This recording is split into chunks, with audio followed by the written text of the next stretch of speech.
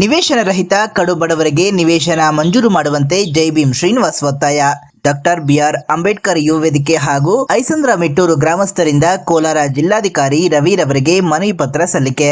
ಕೆಜೆಫ್ ತಾಲೂಕಿನ ಐಸಂದ್ರ ಮೆಟ್ಟೂರು ಗ್ರಾಮದ ನಿವೇಶನ ರಹಿತ ಕಡು ಬಡವರಿಗೆ ತಕ್ಷಣವೇ ನಿವೇಶನ ಮಂಜೂರು ಮಾಡಬೇಕೆಂದು ಆಗ್ರಹಿಸಿ ಡಾಕ್ಟರ್ ಬಿಆರ್ ಅಂಬೇಡ್ಕರ್ ಯುವ ವೇದಿಕೆ ಸಂಸ್ಥಾಪಕ ಅಧ್ಯಕ್ಷರು ಜೈ ಭೀಮ್ ಶ್ರೀನಿವಾಸ್ ರವರ ನೇತೃತ್ವದಲ್ಲಿ ಐಸಂದ್ರ ಮೆಟ್ಟೂರು ಗ್ರಾಮಸ್ಥರು ಜಿಲ್ಲಾಧಿಕಾರಿಗಳಿಗೆ ಮನವಿ ಪತ್ರ ಸಲ್ಲಿಸಿದ್ದಾರೆ.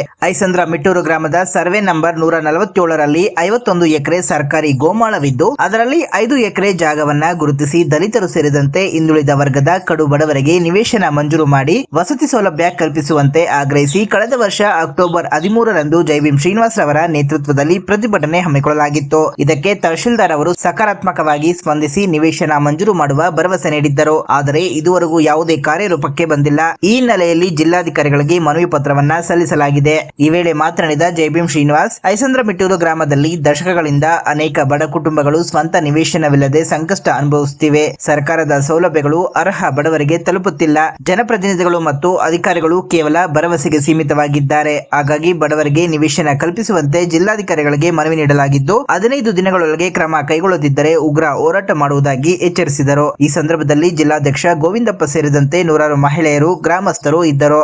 ಬಡವರಿಗೆ ಭೂಮಿ ಕೊಡದೇ ಇರುವ ಸರ್ಕಾರ ಕೇಳಿ ಧಿಕ್ಕಾರ. ಬಡವರಿಗೆ ಭೂಮಿ ಕೊಡದೇ ಇರುವ ಸರ್ಕಾರ ಕೇಳಿ ಧಿಕ್ಕಾರ. ಬಡವರಿಗೆ ಸೈಟ್ ಕೊಡದೇ ಇರುವ ಸರ್ಕಾರ ಕೇಳಿ ಧಿಕ್ಕಾರ.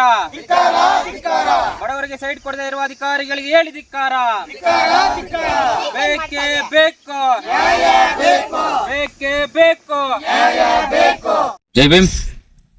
ಇವತ್ತೇನು ಐಸಂದ್ರ ಮೆಟ್ಟೂರು ಗ್ರಾಮದ ಸರ್ವೆ ನಂಬರ್ 147ರಲ್ಲಿ ಡಾಕ್ಟರ್ ಬಿಆರ್ ಅಂಬೇಡ್ಕರ್ ಯುವ ವೇದಿಕೆ ಕರ್ನಾಟಕ ಸಂಘಟನೆ ಹಾಗೂ ಐಸಂದ್ರ ಮೆಟ್ಟೂರು ಗ್ರಾಮಸ್ಥರೆಲ್ಲರೂ ಸೇರಿ ಪತ್ರಿಕಾ ಹೇಳಿಕೆ ನೀಡುತ್ತಿರುವ ಉದ್ದೇಶ ಏನಂದ್ರೆ, ನಾನು ಈಗಾಗಲೇ ಸಾಕಷ್ಟು ಬಾರಿ ಏನೋ ತಾಲೂಕು ಕಚೇರಿ ಮುಂಭಾಗದಲ್ಲಿ ಡಾಕ್ಟರ್ ಬಿಆರ್ ಅಂಬೇಡ್ಕರ್ ಯುವ ವೇದಿಕೆ ಕರ್ನಾಟಕ ಸಂಘಟನೆ ಹೋರಾಟ ಮಾಡಿದೆ.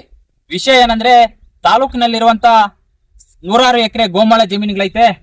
ಕೆಲವೊಂದು ಗ್ರಾಮಗಳಲ್ಲಿ ದಲಿತರು ಇದ್ದಾರೆ, ಬಡವರು ಇದ್ದಾರೆ, ರೈತರು ಇದ್ದಾರೆ. ತೀರಾ ಕಡುಬಡತನಲ್ಲಿ ಯಾರು ಇದ್ದಾರೋ ಅಂತವ್ರನ್ನ ಗುರುತಿಸಿ ಅವರಿಗೆ ಸೈಡು ಮತ್ತೆ ಭೂಮಿ ನೀಡಬೇಕಂತ ಹೇಳ್ಬಿಟ್ಟು ಈಗಾಗಲೇ ಡಾಕ್ಟರ್ ಬಿಆರ್ ಅಂಬೇಡ್ಕರ್ ಯುವ ವೇದಿಕೆ ಕರ್ನಾಟಕ ಸಂಘಟನೆ ಸಾಕಷ್ಟು ಬಾರಿ ಹೋರಾಟ ಕೂಡ ಮಾಡೈತೆ.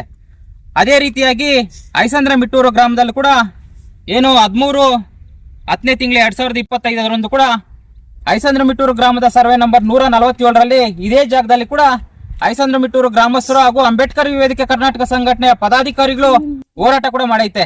ವಿಷಯ ಏನಂದ್ರೆ, ಈ ಗ್ರಾಮದಲ್ಲಿರುವಂತ ಸಾಕಷ್ಟು ಬಾರಿ ಕಡು ಬಡವರಿದ್ದಾರೆ, ರೈತರಿದ್ದಾರೆ, ದಲಿತರಿದ್ದಾರೆ. ಇವ್ರಿಗೆ ಈ ಏನು 147 ಸರ್ವೆ ನಂಬರ್ ನಲ್ಲಿ ಗೋಮಾಳ ಜಮೀನ್ ಐತೆ. ಗೋಮಾಳ ಜಮೀನಲ್ಲಿ ಸರ್ಕಾರ ಬಂದು ಇಲ್ಲಿ ಸರ್ವೆ ಮಾಡ್ಬಿಟ್ಟು ಏನು ಒಬ್ಬೊಬ್ಬರಿಗೆ ಯಾರು ಜಮೀನ್ ಇಲ್ವೋ ಅವರಿಗೆ 1 ಎಕರೆ ಹಾಗೂ ಮತ್ತು ಸೈಟ್ ನೀಡ್ಬೇಕಂತ ಹೇಳ್ಬಿಟ್ಟು ಹೋರಾಟ ಕೂಡ ಮಾಡಿದೆ.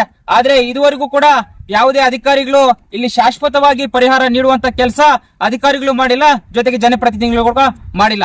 ಆ ಒಂದು ನಿಟ್ಟಿನಲ್ಲಿ ಇವತ್ತೇನು ಅಂಬೇಡ್ಕರ್ ವೇದಿಕೆ ಕರ್ನಾಟಕ ಸಂಘಟನೆ ಹಾಗೂ ಐಸಂದ್ರ ಮೆಟ್ಟೂರು ಗ್ರಾಮಸ್ಥರೆಲ್ಲರೂ ಸೇರಿ ಏನು ಕೋಲಾರ ಜಿಲ್ಲಾಧಿಕಾರಿಗಳಿಗೆ ಒಂದು ಮನವಿ ನೀಡಬೇಕಂತ ಹೇಳ್ಬಿಟ್ಟು ಗ್ರಾಮಸ್ಥರ ಮಹಿಳೆಯರು ಕೂಡ ಸೇರಿದ್ದಾರೆ.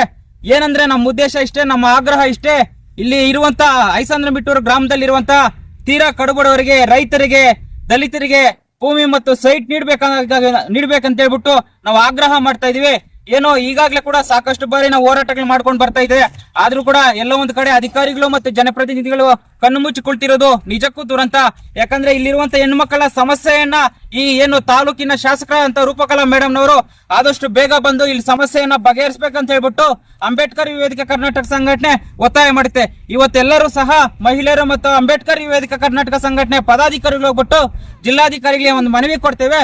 ಒಂದು 15 ದಿನ ಕಾಲಾವಕಾಶ ಕೊಟ್ಬಿಟ್ಟು ನಮ್ಮ ಸಮಸ್ಯೆಯನ್ನ ಏನಾದ್ರೂ ಬಗೆಹರಿಸದೆ ಹೋದಲ್ಲಿ ಇದೇ ಸರ್ವೆ ನಂಬರ್ 147ರಲ್ಲಿ ಅನಿರ್ದಿಷ್ಟಾವಧಿ ಹೋರಾಟವನ್ನ ಡಾಕ್ಟರ್ ಬಿಆರ್ ಅಂಬೇಡ್ಕರ್ ಯುವ ವೇದಿಕೆ ಕರ್ನಾಟಕ ಸಂಘಟನೆ ಹಾಗೂ ಐಸಂದ್ರ ಮೆಟ್ಟೂರು ಗ್ರಾಮಸ್ಥರೆಲ್ಲರೂ ಸೇರಿ ನಾವು ಮಾಡೇ ಮಾಡ್ತೀವಿ ಅಂತ ಹೇಳ್ತಾ ಈ ಮೂಲಕ ನನ್ನ 2 ಮಾತು ಮಾತನಾಡಲು ಅವಕಾಶ ಮಾಡಿಕೊಟ್ಟಿರೋ ಎಲ್ಲರಿಗೂ ಧನ್ಯವಾದಗಳು. ಜೈ ಭೀಮ್.